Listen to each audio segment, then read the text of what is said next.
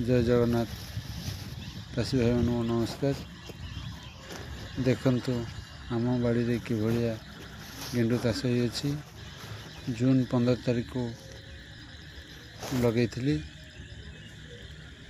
2 मास 2.5 मास भितर देखंतु कि भलिया फूल फुटिछि। आहा केते सुंदर लाଗୁଛି। जेकोसी फसल अच्छी सबुठार कम खर्च रे मंडा फूल चाष करंतु। मिनिमम ये 3 मास अमल दब। देखंतु कि भलिया 2 मास भितर फल आसीगलानी, फूल फुटिलानी।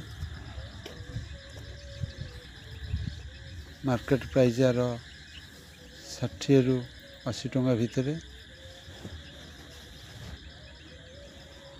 बहुत सुंदर लगे।